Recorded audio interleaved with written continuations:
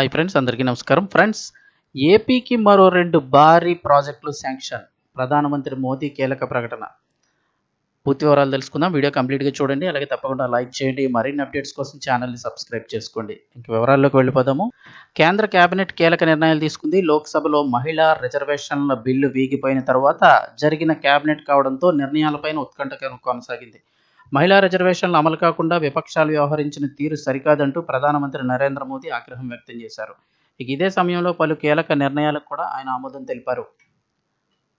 AP కేంద్రంగా భారీ ప్రాజెక్టులకు గ్రీన్ సిగ్నల్ ఇచ్చారు. ఈ తాజా నిర్ణయంతో ఇప్పుడు ఏపీకి ప్రయోజనం కలగనుంది. కేంద్ర కేబినెట్ సమావేశంలో తాజాగా పార్లమెంట్లో చోటు చేసుకున్న అంశాలపైన చర్చించారు. ప్రధాని మోదీ కీలక వ్యాఖ్యలు చేశారు. మహిళా బిల్లు అడ్డుకున్న విపక్షాలు సమాధానం చెప్పాల్సి ఉంటుందని చెప్పుకొచ్చారు.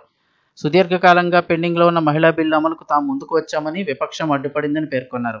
కాగా కేబినెట్లో ఇక రాజమండ్రి విశాఖపట్నం మధ్య మరో రెండు రైల్వే లైన్ల నిర్మాణానికి ఆమోదం అయితే లభించింది. మొత్తం 9,889 కోట్లతో ఈ 2 రైల్వే లైన్ల నిర్మాణం చేపట్టేందుకు ఆమోదం లభించింది. అంటే ప్రస్తుతం 2 లైన్లు అయితే ఉన్నాయి వెళ్లేందుకు వచ్చేందుకు. మరొక 2 అదనపు లైన్లు అయితే కనుక వేయబోతున్నారు. దీనివల్ల ప్రయాణం మరింత సౌకర్యంగా మరిన్ని ట్రైన్స్ అయితే కనుక వేసేందుకు అవకాశం ఉంటుంది. ఇక అలాగే నిడదవోలు దువ్వాడలను కలుపుతూ రైల్వే లైన్లను నిర్మించాలని కేంద్రం నిర్ణయం తీసుకుంది. కాకినాడ, మచిలీపట్నం, గంగవరం పోర్టులకు కనెక్టివిటీ ఆమోదం లభించింది. ఇక పోర్టుల కనెక్టివిటీకి కూడా 9,889 కోట్లు కేటాయింపు చేశారు. ఇక అలాగే 198 కిలోమీటర్ల మేర కారిడార్కి ఏర్పాటుకు కూడా నిర్ణయించారు.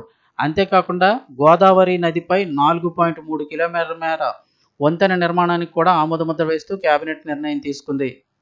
గోదావరి నదిపై ప్రస్తుతం రోడ్డు ప్రయాణం చేయడానికి 3 బ్రిడ్జిలు ఉన్నప్పటికీ రోడ్డు కమ్ రైలు బ్రిడ్జ్ అయితే కనుక ఇప్పటికే పాతదైపోవడం వల్ల దీనికి అప్పటికప్పుడు ఎప్పుడో మెయింటెనెన్స్ అయితే చేస్తూ ఉంటారు. అలాగే హెవీ లోడ్ వెహికల్స్ని కూడా దీనిపై నిషేధించారు.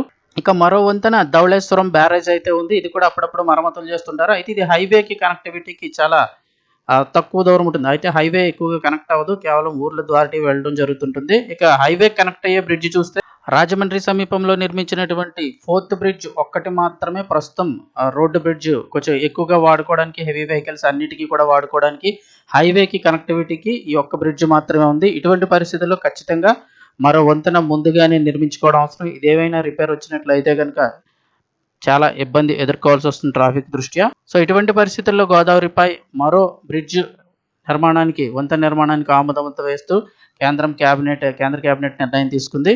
ఇక అలాగే మరికొన్ని నిర్ణయాలు చూస్తే గాజియాబాద్ సీతాపూర్ మధ్య 3-4 రైళ్ల నిర్మాణానికి కూడా కేంద్ర కేబినెట్ ఆమోదం తెలిపింది. సావరిన్ మారిటైమ్ ఫండ్ ఏర్పాటు కేబినెట్ ఆమోదించింది. 13,000 కోట్లతో ఆ నిధిని ఏర్పాటు చేయనుంది. ఇక అలాగే కేంద్ర ప్రభుత్వ ఉద్యోగులు, పెన్షనర్లు కూడా కేంద్రం గుడ్ న్యూస్ చెప్పింది. 2% మేర డిఏ పెంచుతూ నిర్ణయం తీసుకుంది. సో ఓవరాల్గా చూస్తే ఏపీ కోసం తీసుకున్న నిర్ణయాలు అయితే ఇవి. విశాఖ, రాజమండ్రి మధ్య మరో 2 లైన్ల నిర్మాణం, అదేవిధంగా నిడదవోలు, దువ్వాడను కలుపుతూ రైల్వే లైన్లు నిర్మించాలని కూడా కేంద్ర నిర్ణయం తీసుకుంది. కాకినాడ, మచిలీపట్నం, గంగవరం పోర్టులకు కనెక్టివిటీ ఆమోదం లభించింది. గోదావరి నదిపై అయితే కనుక మరో వంతెన నిర్మాణానికి కూడా ఆమోదముద్ర వేసింది.